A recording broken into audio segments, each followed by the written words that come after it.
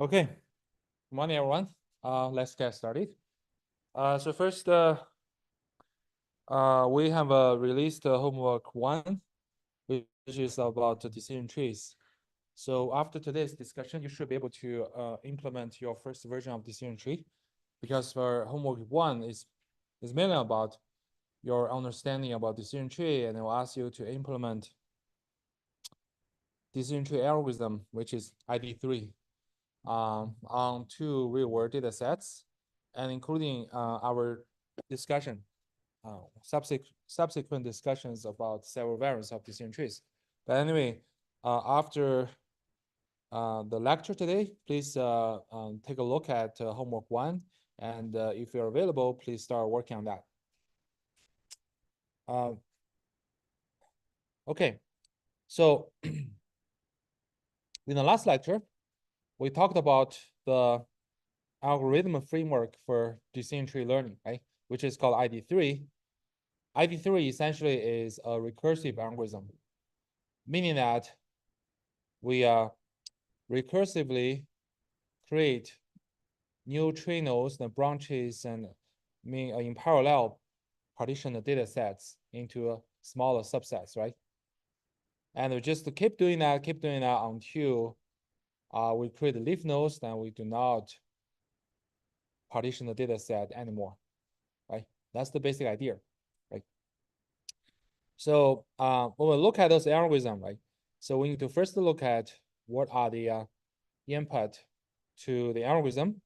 So basically, we have 3 input variables. S represents the set of examples which we'll probably want to partition, right? So remember, this set of examples can be the whole data set, or can be some small subset in the middle procedure of the tree construction, right? Remember, this is a recursive algorithm, right? And ID3 could keep calling itself to partition the data set into smaller subsets, and partition it again of the smaller subset into even smaller subset, right? So this is a recursive algorithm. So S just represent the current set of examples ID3 want to partition right now. And the attributes consist of the set of features or attributes you would like to select one of them to partition the data set, right? And label, as the name suggested, they're just the labels of those instances in S. Does it make sense? Okay. So as we discussed in the last lecture, when we design a recursive algorithm, the very first thing we should consider is to determine the base case, right? So what does it mean for base case? Anyone? What's the meaning for base case in a recursive algorithm design?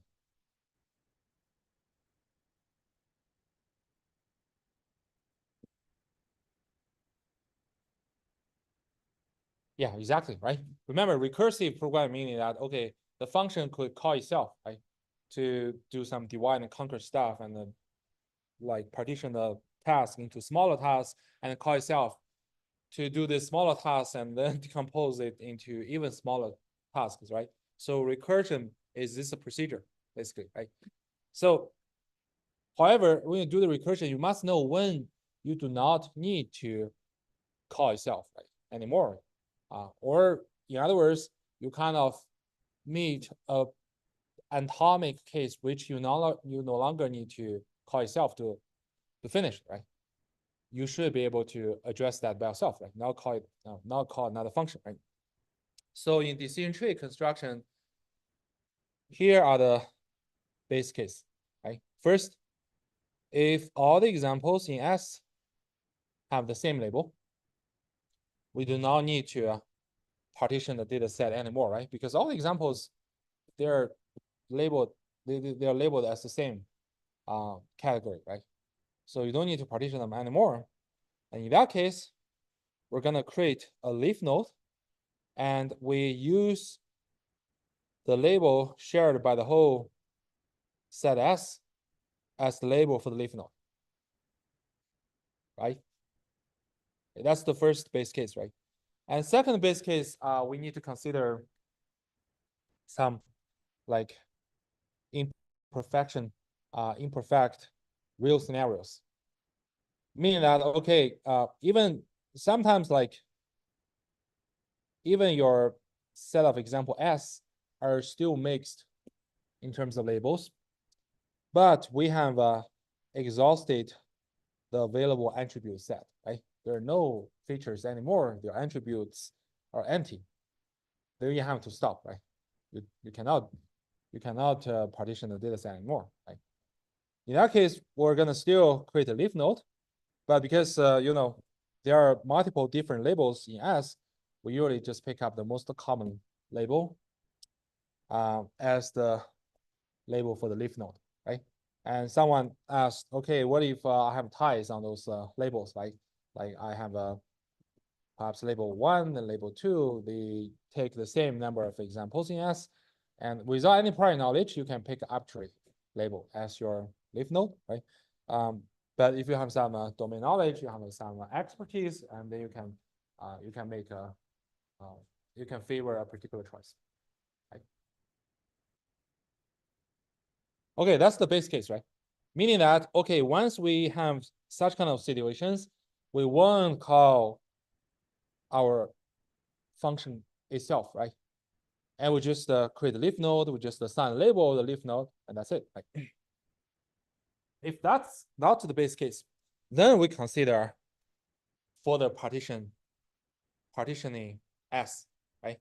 That's where these lines of code are doing, right? So first, for S, we're gonna create a node to represent S, right? So here the root node means that, okay, it's either the root node for the whole data set or a root node for a subtree, right? And then we're gonna go over every attribute in the available attribute set, right? And we're gonna rank those attributes and pick up the one who best splits S, right? So we leave it as an open problem, right? In the last lecture, right? Right now we just don't consider what does it mean for best splitting. Let us just assume, okay, there is some kind of routine that help us to rank those attributes and select the best one. And suppose I select best attribute, which is A. Then how do we use A to partition S?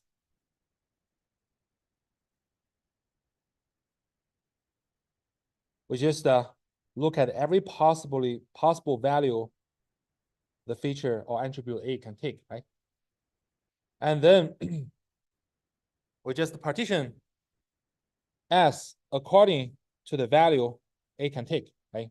So we create a new branch which corresponds to a testing condition, that is whether your feature A takes value V, right?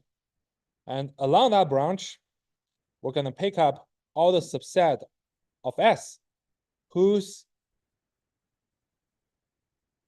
feature A takes the value V, right? Right.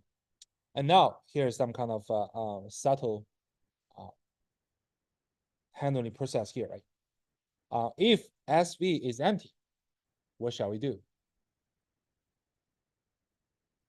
It's possible that, okay, A can take possible 3 values, right? But your current set of example S are not diverse enough such that some particular feature values never appear in S.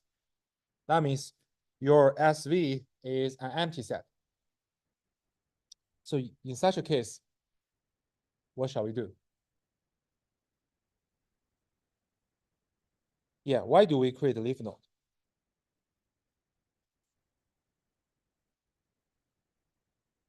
Yes, yes, yeah, very good, right? So this is a word we have emphasized in the last lecture, right?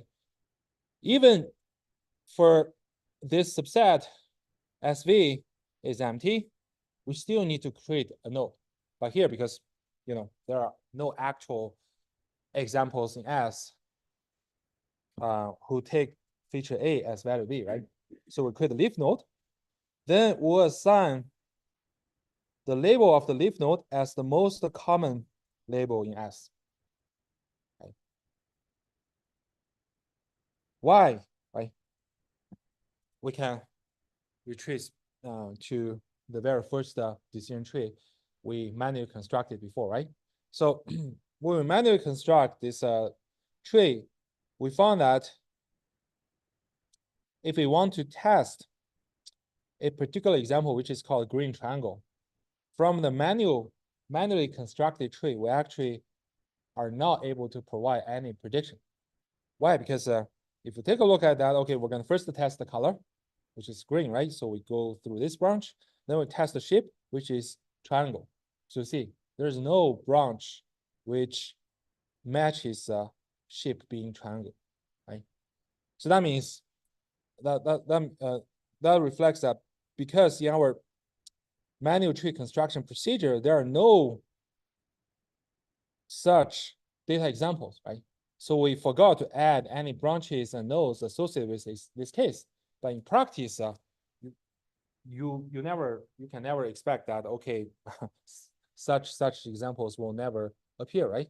In practice, you always have to face weird cases, right?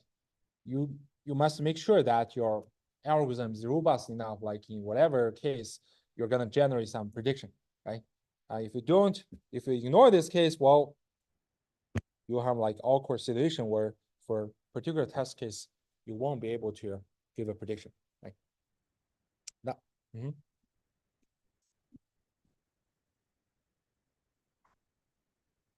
Parent. Yeah. Of course, this is just one suggestion, right? If you want to do, say, okay, I want to assign a majority label even for the parent of parent or even for the whole data set, is actually, you can do that. Yeah. But in ID3, they just, just parent. Yeah. Another question? Okay, so that's why we have to very carefully deal with this case. Like even for a particular feature value, your SV is empty, we're gonna still create a leaf node. We'll assign the label of the leaf node as the most common label in S. Okay? Doing that, we can generalize to arbitrary test case, right? And finally, if SV is not empty, well, this is actually the most normal case, right? It's the happiest case.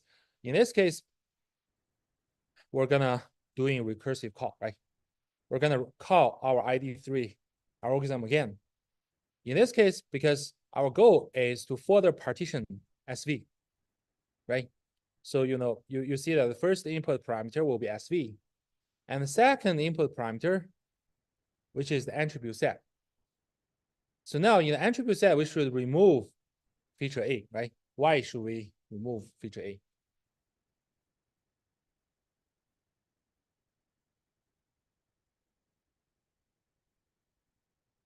Yeah, we already use that, right? So remember, SV means that all the examples in SV whose attribute A takes the same value, V, right? So that means even you keep A in your attribute set, they are the same, right? They're the same across all the examples in SV. There's no value for using it for the partition, right? And label corresponds to all the examples label in SV, right? You just recursive call it, right? So you can imagine the execution of the whole algorithm is like, okay, I'm gonna, in the very first call, perhaps in my main function, this S will be the whole data set, right? And this attributes will be all the available features, right? Labels are all the labels, right? And it kind of like create the root node and then pick up the first attribute from the whole attribute set and grow the branches and get different subset of the data sets, right? And then a recursive call ID3 over each subset and create subtree root nodes and branches and further partition the smaller subset, right? Just keep doing this until you meet the base cases, right? Then you create leaf nodes, return, and finally, when all the recursive calling of ID3 is done, your whole tree is constructed, and with the labels on the leaf nodes and all the testing branches and testing features associated with each node. So any question regarding the whole algorithm framework?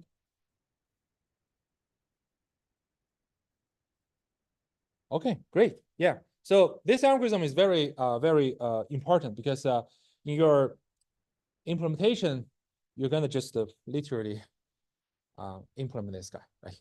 No matter you're using C++ or Java or Python, this is the most convenient way of implementation. So make sure you understand every line of code is actual pseudocode of this algorithm, and make sure you understand why we would like to do that, right? Okay, but there remains a question in the algorithm implementation. That is about how do we pick up an attribute in the attribute set that best splits the current data set S, right? So first we need to make clear what does it mean for best splitting, right? Okay. So here in our decision tree construction ID3 algorithm, this best splitting is associated with a goal. The goal is that, okay, we might have like many ways to construct the tree to represent the same data set, right? But among all the possible trees, we would like to construct a tree to be as small as possible. Okay? So remember, in our color shapes case, right? So it depends. The tree structure depends on how you pick up the order of attributes to partition the data set, right? We first choose color and then choose shape, right? You can also first partition those circles, rectangles according to the shape and then according to color. I guarantee there will be a very different tree structure, right? So this is just the two attributes, right? Consider like in real world cases, like you might have like 100 features, right? So there are like numerous possible orders to use those attributes and then partition the data set, right? There are numerous tree structures which can equally well represent data set. Then the problem is that among all those possible trees, which one do you favor the most? Or which one should we pick up?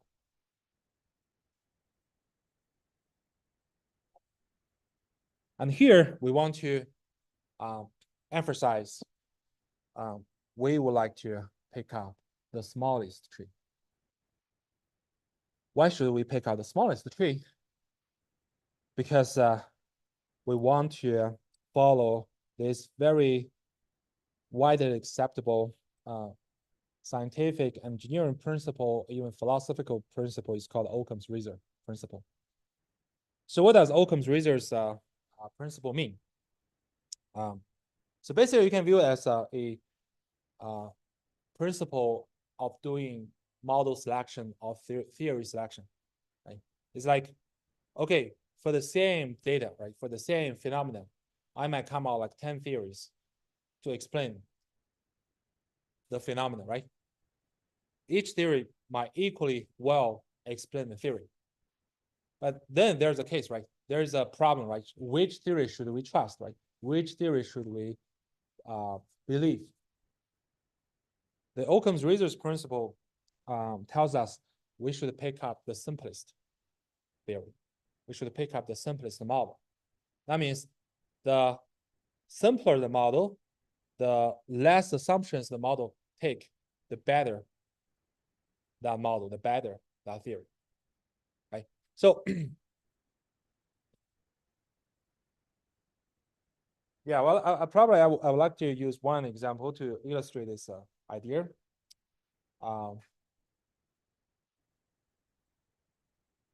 So ancient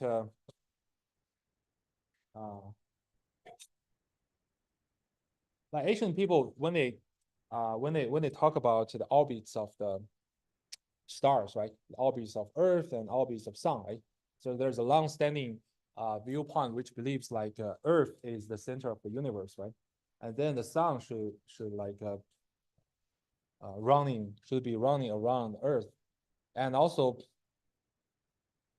and rather like in the modern times like people propose a different theory that okay, the sun should be the center and the Earth is kind of running around the sun, right?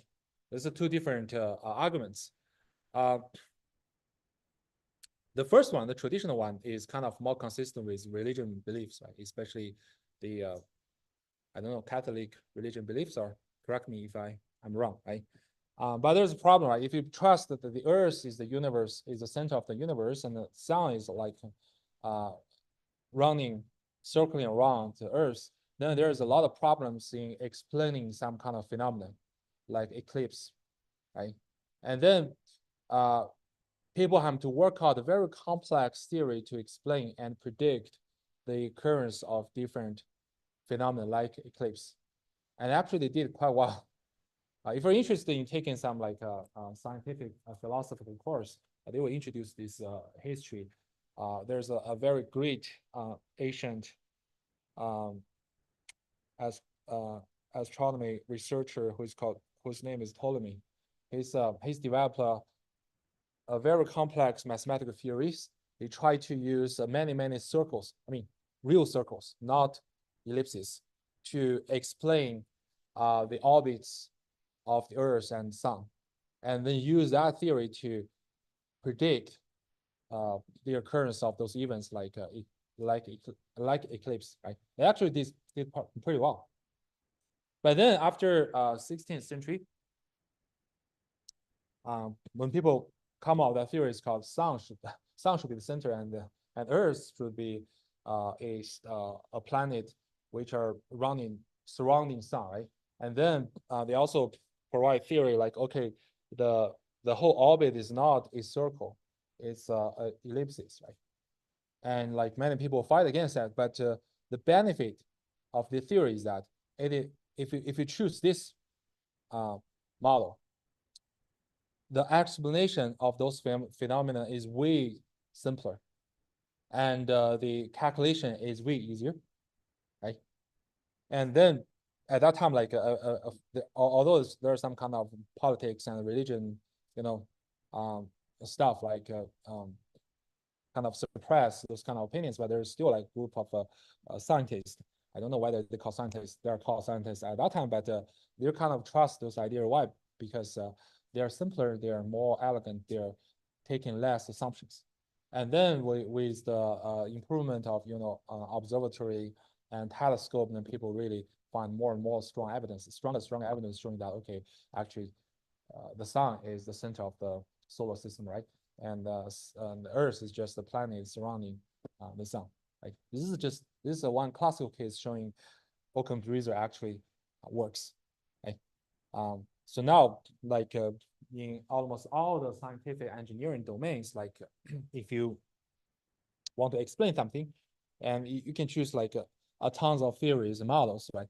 And people will just pick up the simplest one because it doesn't like incur additional assumptions, the hypothesis on which is unnecessary. Does it make sense? Right. So now we're gonna stick to the Occam's razor principle, and we want to construct the tree to be as small as possible. Right. But then there's a problem, right? The ideal case will be okay. We want to find out the minimum distance tree across all possible trees. Right. This is actually is a NP-hard problem, meaning that it is infeasible to find out such a global minimum tree. Right? So imagine that how many possible orders you can choose to, how many possible orders of attributes you can use to split the tree. Suppose you have n features, right? You have the factorial of n, such many of orders you create tree, right? Each particular order of the attributes you use can result different tree, right? So you can see that, okay, the comparison space is huge, right? And it's very hard to find out a algorithm which can very efficiently go over all possible tree structures to pick up this globally minimum one. So that's why in practice, we'll never try to find out the global minimum tree. Instead, we want to develop a greedy algorithm, which tries to find a pretty small tree, but is much faster, right? It probably is not the global minimum tree, globally minimum tree, but the tree through this greedy algorithm constructed has already been very small and is enough for practical usage. Does it make sense? Right. So, so what is the greedy strategy here, right? So remember, because if you want to do exhaustive search, right, you have to you have to switch the order of the every possible orders of the attributes which you use to partition the data and grow the trees, right? That's too much, right? So we pick up a greedy strategy. That is every time, every step, once we make a decision, like I pick up this particular attribute to split the tree, right? I fix it, right? And in the future, I will just look at the remaining trees, remaining attributes to grow the remaining parts of the tree. I will never go back and change my previous decision, change my previous choice of attributes. Right? That's the key idea, right? So at every step, I'm trying to find out a feature to split the data to be as purely as possible. Right? So at the very beginning, I pick up the attribute. I hope that using that attribute to partition the data set, the labels in each subset are purer than before. By pure, it means that they are more toward uniquely labeled, right? So I can expect that because every step I fix my previous attribute selection, I pick up a new attribute. I hope that using this new attribute to split the data set, the purity of the label will be as much as possible. Then it is reasonable to expect there won't be too many steps. I can make my, I can get every subset of my examples to be unique labeled. Does it make sense? Right? Mm-hmm.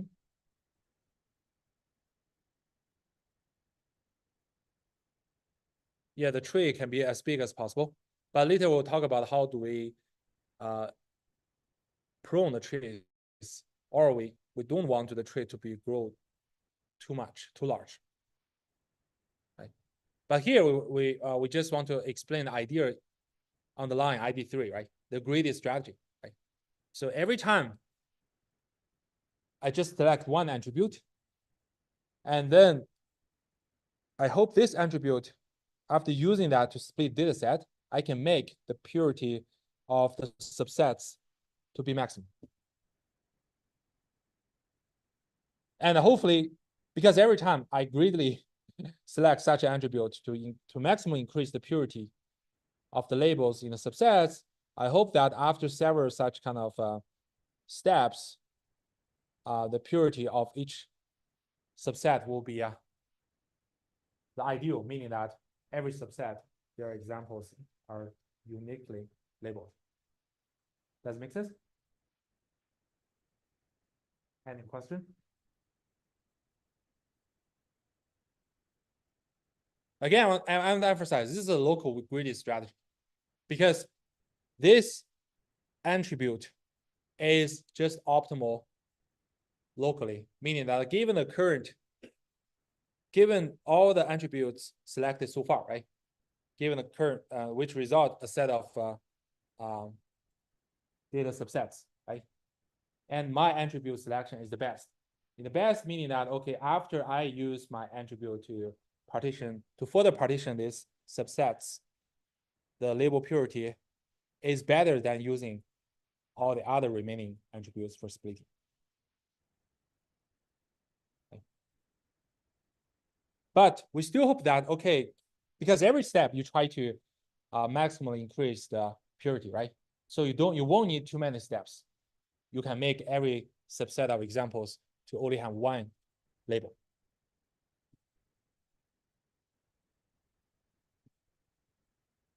Okay.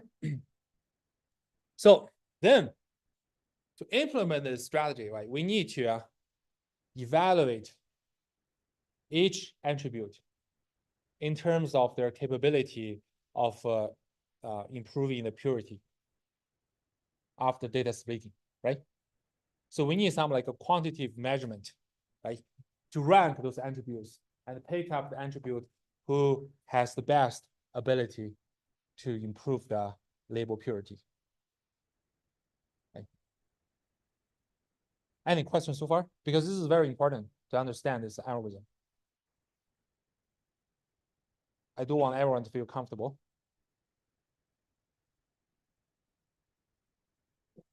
Okay, great. So now let us talk about how do we quantitatively measure the attributes capability, right? So let us consider a concrete case, right? So suppose we have a data set, right? The data set only has two Boolean attributes, A and B, right? So here are the examples, right? Here, so the data set, when both Boolean attributes are 0, we have 50 negative examples, right?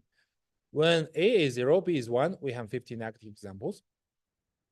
When A is 1, B is 0, we have 0 negative examples, right? When A is 1 and B is 1, we have 100 positive examples. So this is basically the data set, right? So now let us try to rank these two attributes, A and B, right? We want to select one attribute to split data, right? According to their capability to improve the label purity after using the attribute to split data. So this is our setting. So let's try, right?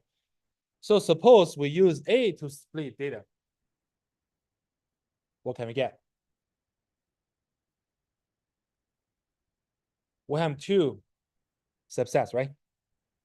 One subset consists of examples where A is 1. So how many positive examples do we have? 100, right? How many negative examples do we have? 0, right? And how about the subset of examples where A is 0? 100, right? How many positive examples? 0, right? And all the examples are negative. So you can see that after you use A to split data, you get purely labeled leaf nodes, right? Each subset are purely labeled. I mean that they reach the maximum purity, label purity, right? Okay, looks like A is very ideal, right? So now for comparison, let us look at the splitting on B, right? So if we split data according to B, when B is 0, how many examples do we have? 50 examples, right? And all 50 examples are negative, right? This is good, meaning that this subset of examples are maximally purely labeled, right? But when B takes 1, what happened? So we say there are in total 150 examples, right? B is 1, but those 150 examples are mixed label, right? There are 100 positive, 50 negative, right?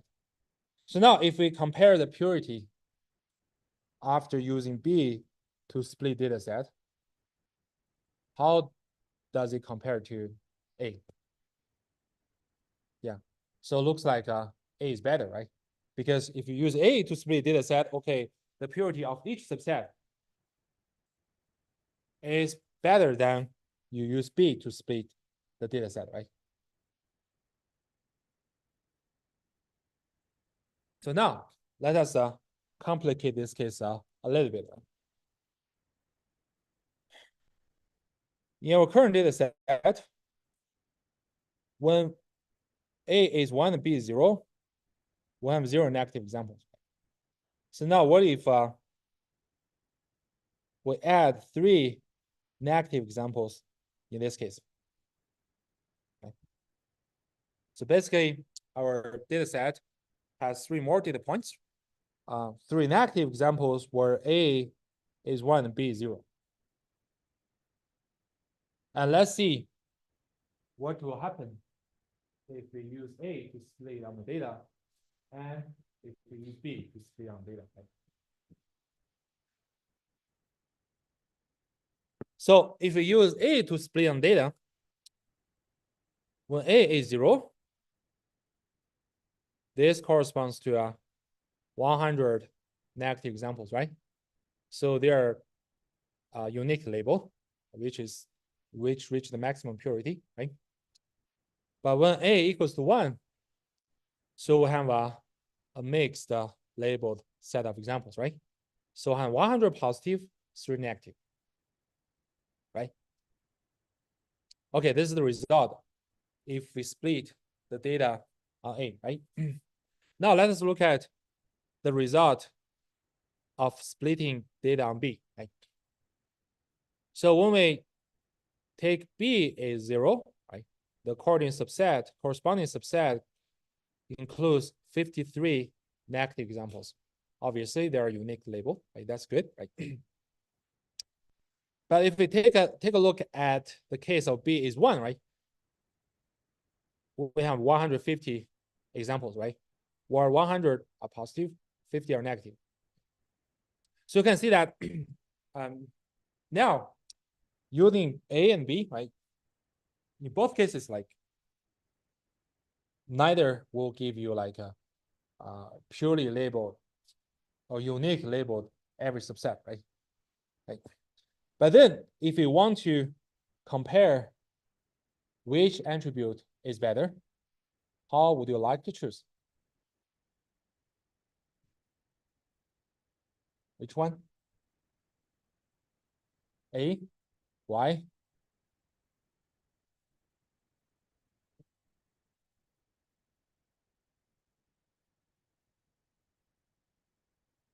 Okay, yeah, that sounds good.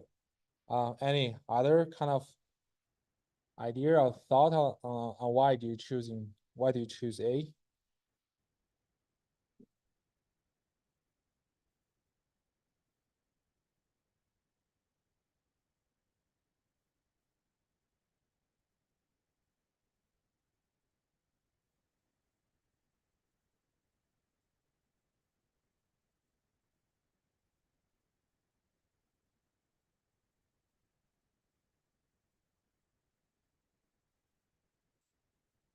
Mm-hmm. Mm-hmm.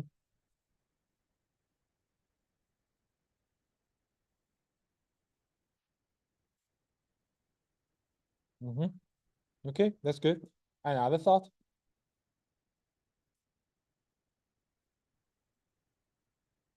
Mm-hmm. Okay. Okay. Other thought? Okay. Yeah. I think I can summarize all your insights, right, into one sentence, right? So although using A or using B, both can end up with like not unique labeled subsets, right? But if you look at the label purity, you can still tell the difference, right? Which one can give you better or more purely labeled subsets? Still A, right? Why? Because you see that for the subset which takes value 0, okay, both A and B, they are unique label, they reach the maximum purity, right? But for the subset where A takes 1 and for the subset where B takes 1, you see the purity for the case of A is much better than purity for the case of B, right? So you can see that, okay, 100 positive, 3 negative, and it's very, very pure, except only a few cases, right, which is negative, right? But here, like there are 1/3 of negative examples, right? It's much less pure than this subset. Does it make sense? So you can see that in terms of the label purity, we can still tell the difference, although both cases are not like unique label, right? That's, we're gonna come out a quantitative metric to tell their difference. And what kind of quantitative metric would we like to use, right? We're gonna introduce the so-called information gain. Okay. So here I want to emphasize our idea again, right? So to rank or to compare those attributes in terms of their capability in improving the label purity, we need some like a quantitative measurement, right? And calculate this measurement, we can tell, okay, what's the improvement of label purity of using A to split data? What's the improvement of label purity of using B to split data, right? Then we'll compare their capability and pick up the best one. Okay? So we need to come out such a trick, right? Such a metric, right? So here we're gonna introduce later shortly. We're gonna introduce the information gain. Okay, so whole framework, I want to emphasize again, right? The goal of decision tree learning is to make our resulting decision tree to be as small as possible.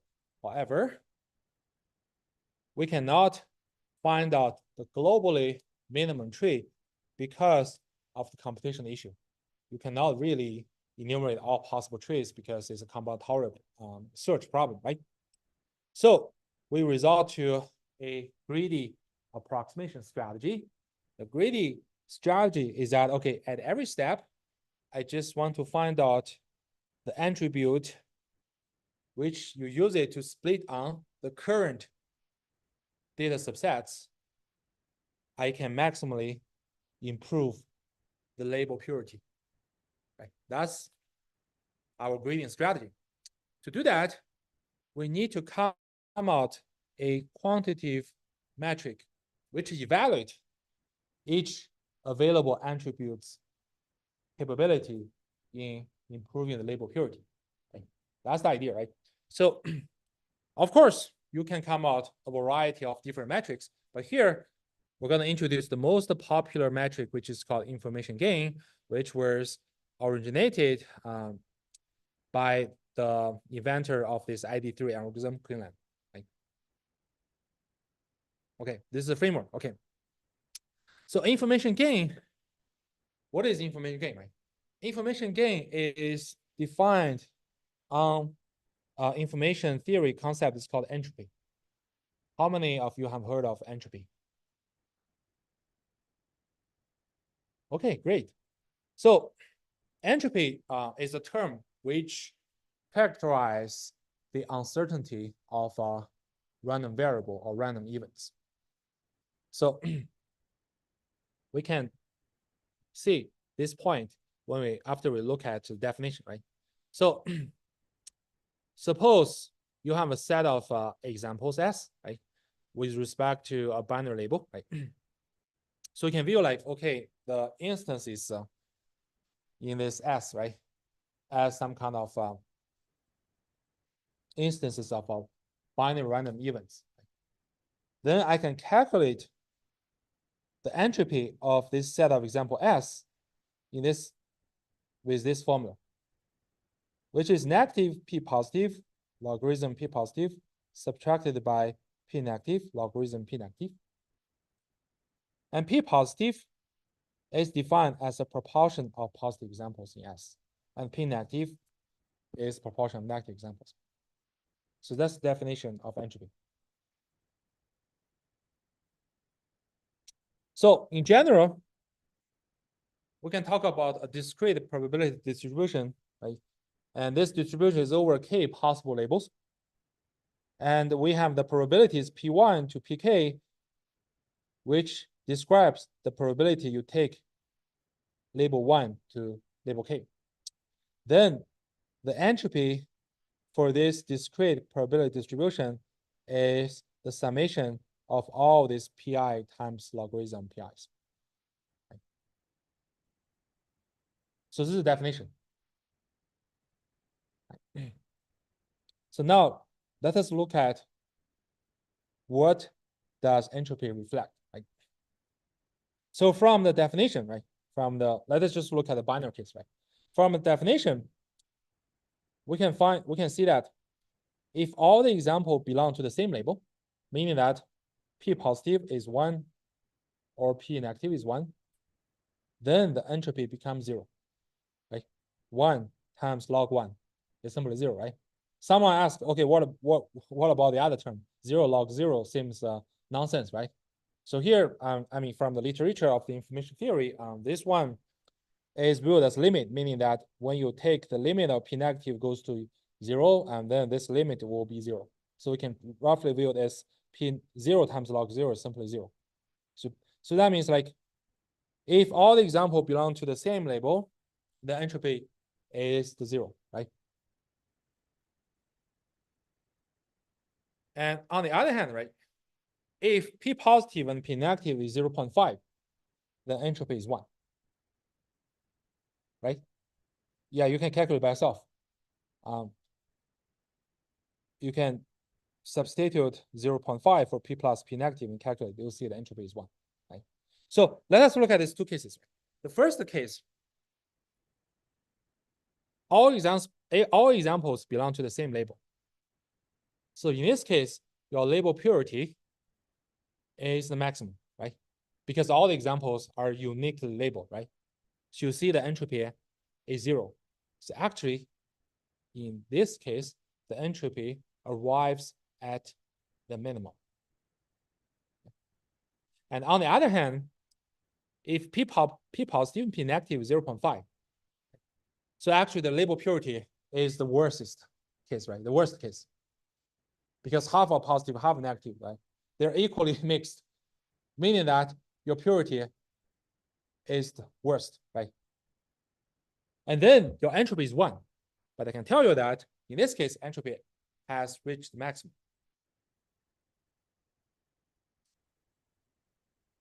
So what do these two facts reflect? It reflects that the entropy is on the opposite side of purity. Right? It's like two sides of a coin.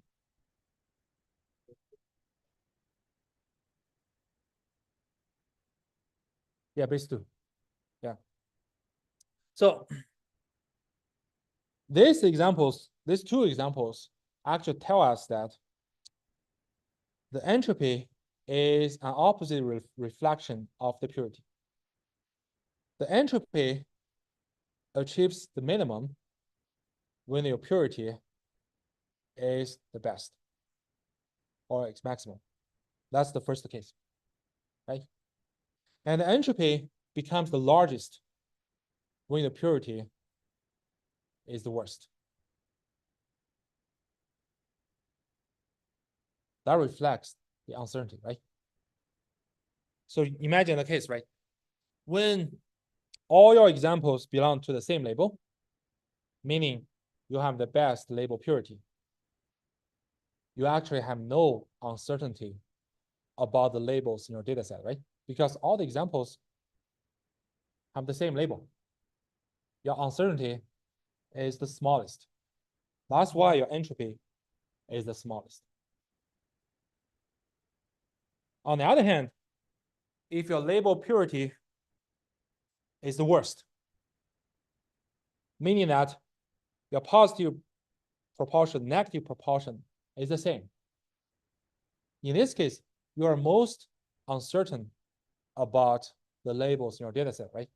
They have equal chance to be positive and negative. That means your entropy arrives at the maximum. Does it make sense? Right? So now if we take a look at additional cases, right?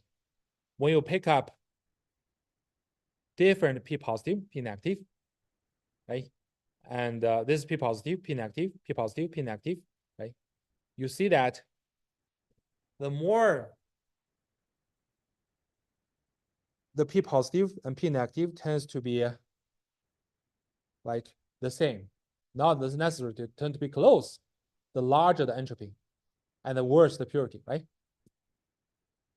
And when P positive and P negative are exactly the same, you see the uncertainty, the entropy becomes the maximum, and then you have the worst purity, right?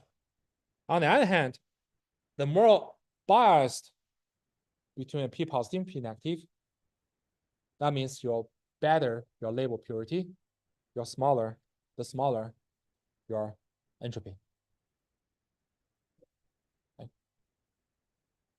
So the same observation applies to multiple labels, right? Suppose you have a K labels, right?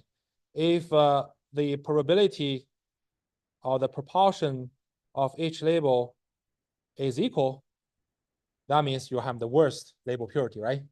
You have the largest entropy or uncertainty about the labels, right?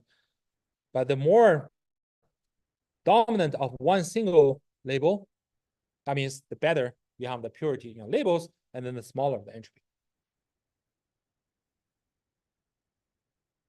So far, we have been able to associate the label purity with the entropy, right? So high entropy indicates high uncertainty about the labels. And the high uncertainty labels means that the more mixed labels, right? That means the low purity. Right? On the other hand, low entropy indicates little uncertainty about labels, meaning that most labels are dominated by some particular label, right? Most examples are dominated by some particular label. That means you have a high purity. So you can see that the entropy is a reflection of the purity, right? So that means if we increase the entropy, we decrease the purity, right? Because the larger the entropy, the lower the purity, right? So in other words, the reduction of entropy indicate the improvement of the purity, right? If you're using some attribute to split data set,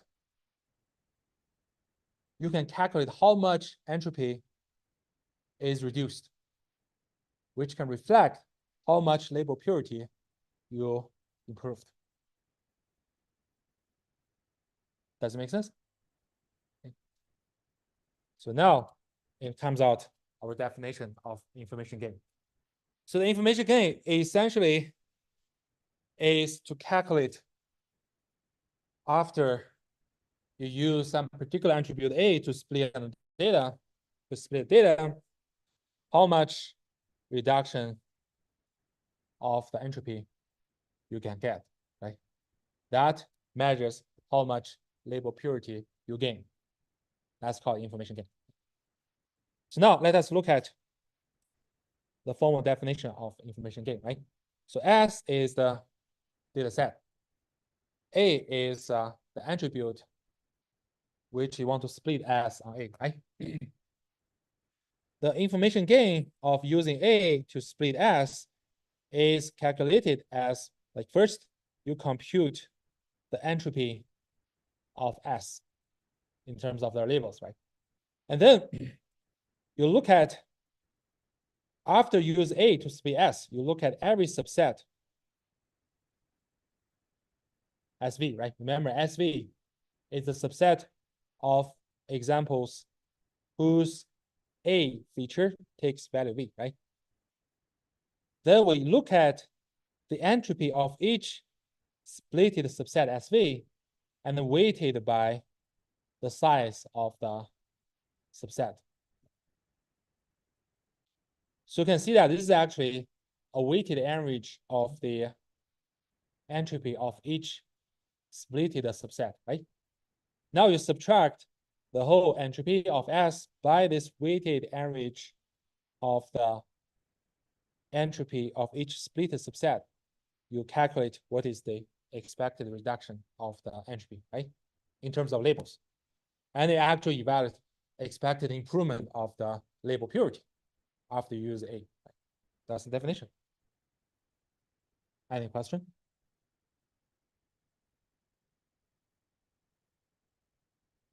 Everyone's comfortable? So here, I just want to emphasize that these weights are important because you use A to split data set, right? And different feature values may end up with different size of subset, right? Of course, the entropy for large subset is more important than the entropy of small subset. That's why we should weight those subset entropy by proportional to its size. Like I mean, the past classes, right? Some students came to me and saying why my decision tree implementation doesn't look right. I will find out they kind of miss this part. You have to do this weighted average. Okay. Any question regarding the definition here?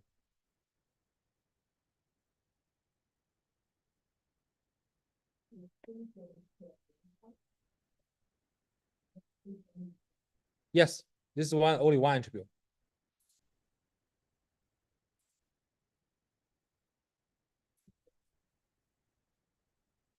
Yeah, of course, but this attribute can take maybe 3 values, right? Yeah, A can take multiple values, right? Each value corresponds to a subset, right? If you use A to partition a data set, you might partition it into 3 subsets, right? Each subset has its own entropy. You have to do the weighted average of this entropy, then subtract the whole entropy of the data set, right? Yeah. Another question? That's a very good question. Yeah. Okay. Right. So again, as we mentioned, right, entropy is kind of like a opposite reflection of the purity, right? When we look at the expected reduction of entropy, we're evaluating the expected increase of purity after using some particular attribute A to split down the data set, right? Okay. And again, I want to emphasize that we need to weighting the entropy of each partition by its size relative to the original set, right? Don't forget about this. Otherwise, your decision tree won't work properly, right? Okay, so now let us go through the concrete example and say how we integrate this information gain calculation into the running of the ID3 algorithm, right? Going back to this data set we mentioned before, right?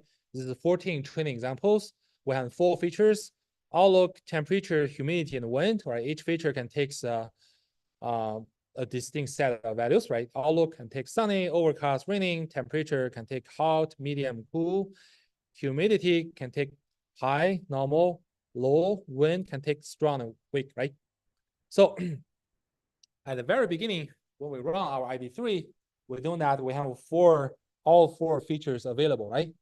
We need to pick up one feature to do the initial partitioning of the data set, right? And according to what? According to the information gain, right?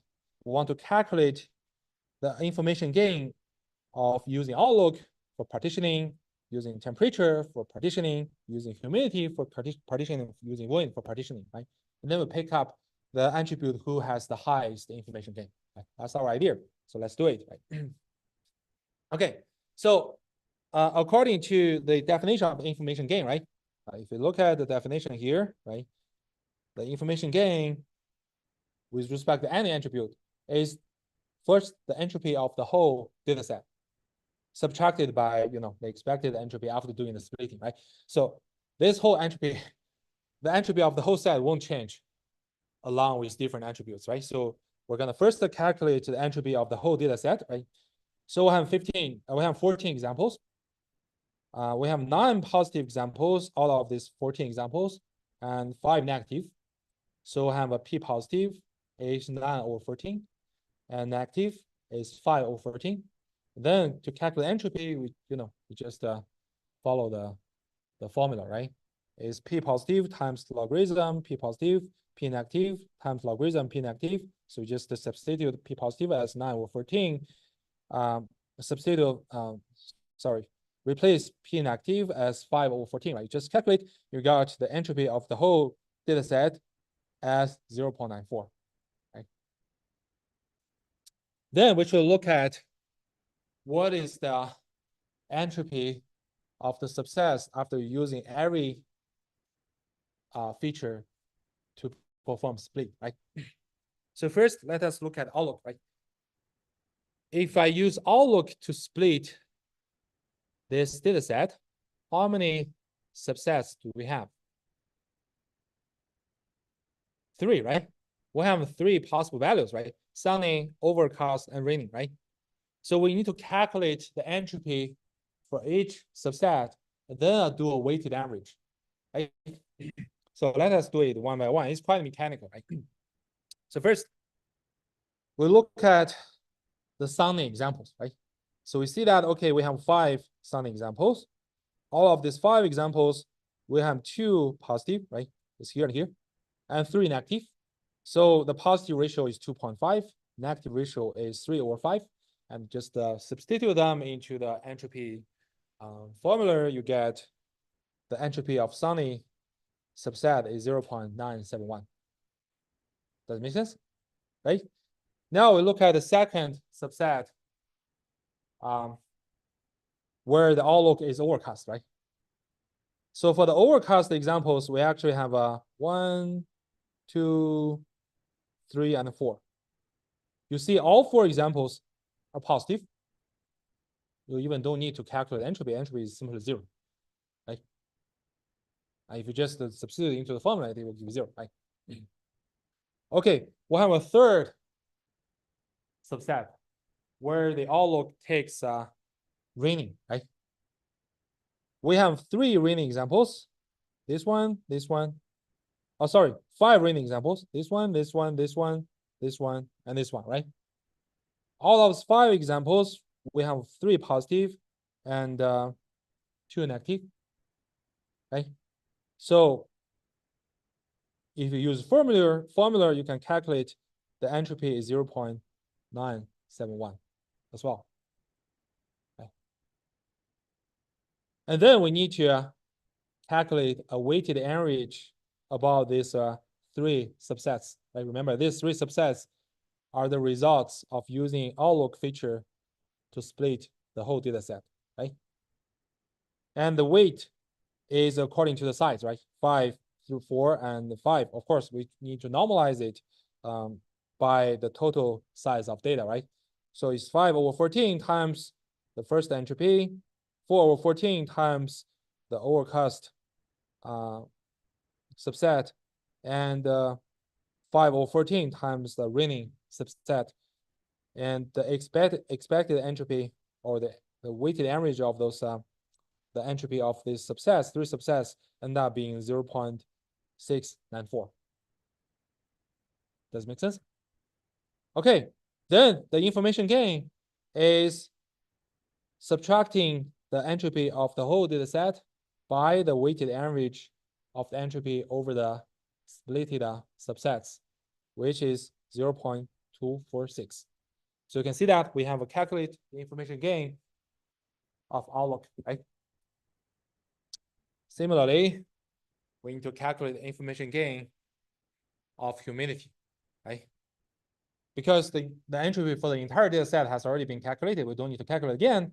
What we need is that we need to take a look how many subsets do you get after you use humidity to split data set, right? So how many subsets do we have? 2, right? So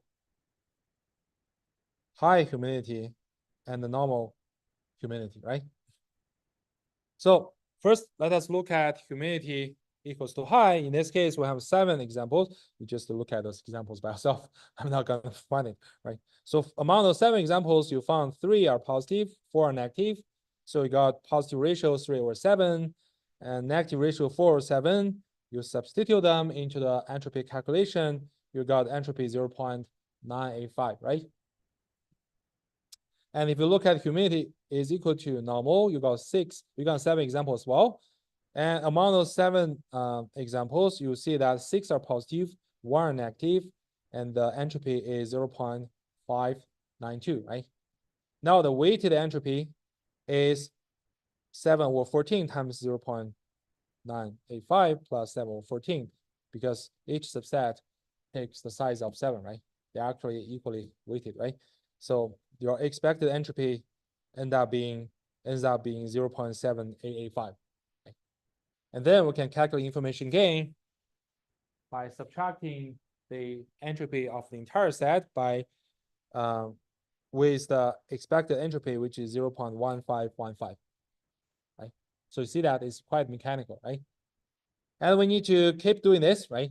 And following the same process to compute information gain for wind, information gain for temperature. So now, suppose we finished all the computation. We don't want to manually do it again, but just release the results, right?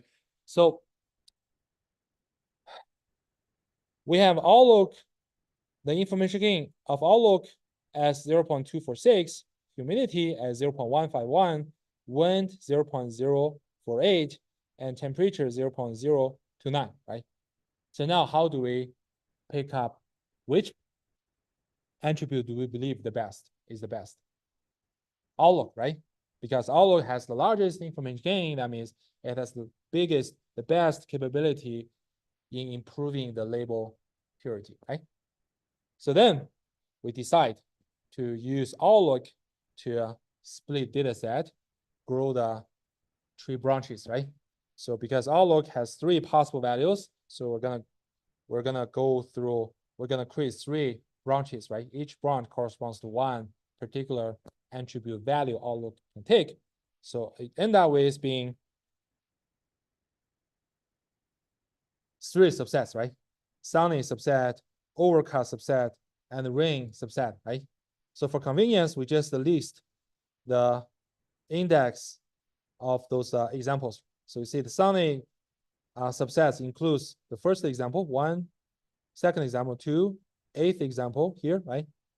And 9th example here, and the 11th example, right? So among these sunny examples, we have 2 positive, 3 negative, right? And similarly for overcast, we have 4 examples. Their indexes are 3, 7, 12, and 13, right?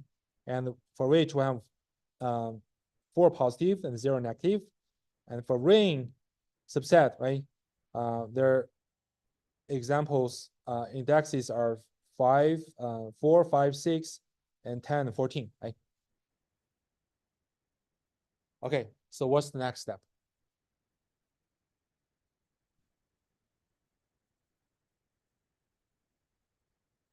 Yes. Yes, very mechanical, right? Just to do the same thing on every subset, and until you should stop. You should not grow the tree, right? You should create a leaf node, right?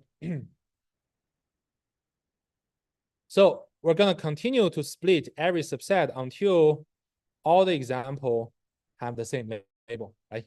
Let's just do it one by one. Of course, we're not gonna like really calculate everything, but I want to showcase the whole procedure, how the procedure goes, right? So first, from the middle subset, meaning that all the examples take overcast feature in Outlook, you see that those examples are uniquely labeled, right? Positive. They share the same label, positive. So this is the first base case we've made, right? There's no need to split this subset anymore. We should create a leaf node and assign the label as positive. So this part is done. Does it make sense? Right. Now let us look at the remaining 2 subsets. One is sunny subset, the other is rain subset, right? So for the sunny subset, we first look at the sunny subset, right? Here we just list those examples here. So first we can look at outlook is sunny. That's why in our recursive call, we should remove outlook in our attribute set because they take the same value, right? So we just need to look at the remaining attributes, which are temperature, humidity, and wind. Does it make sense? And then we just calculate the information gain of using each of those features to split on this subset. 5 examples. And what's the information gain, right? And the procedure, the calculation is exactly the same as we did a moment ago. So we just ignore the detailed procedure, just give you results, right? So the information gain, according to our calculation of using humidity to split the sunny subset, end up being 0.97, right? So 0.97 is entropy of these 5 examples. And this guy, the term here is just the expected entropy after using humidity feature to split a data set, right? Remember, we need to calculate the entropy of each subset and do the weighted average, right? And the information gain of using temperature to split on this sunny subset is 0.57, and information gain of using wind attribute to split on this sunny subset is 0.02, right? So now, according to those information gain values, which one should we choose to split on sunny data set? Humidity, right? Because it has the largest information gain. So we're gonna use humidity to split on the data set. And it turns out that if you use humidity split on data set, every subset will be uniquely labeled. So it means that you're gonna have a leaf nodes for each subset, right? But it is not done yet.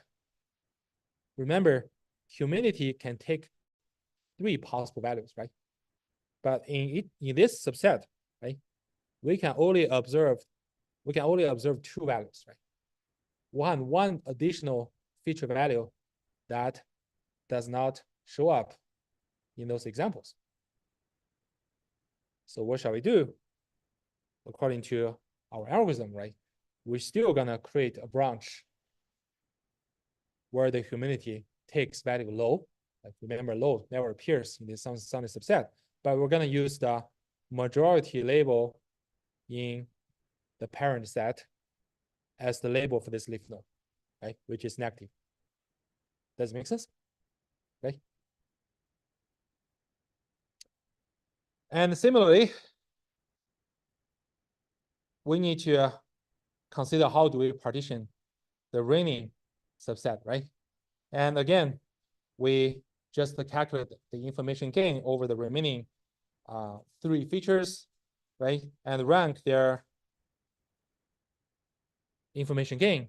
And turns out that the wind feature takes the maximum information gain. So we use wind to split this raining subset, meaning these 5 examples, right? And end up being like the 2 subsets generated from wind feature are both uniquely labeled. So we create 2 leaf nodes and assign the leaf node, assign the labels, right? And now you see that we have finished construction of the whole tree. There's not any subset needs further partition. Then our tree construction is done. So this is a whole example, right? So again, we hope everyone after the lecture can manually follow this process and to confirm every step. And doing that will greatly help you understand the algorithm procedure and also the calculation procedure. And then start your implementation, you'll feel a lot easier. Okay.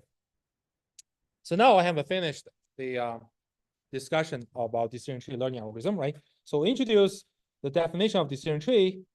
From the data representation perspective, decision trees are hierarchical data structure that represents the data, right? You have a multi-granularity of the data representation from the top level to down to the bottom level, right? But meanwhile, because each tree node and tree branches represent some features and feature testing, it provides a way to perform classification, right?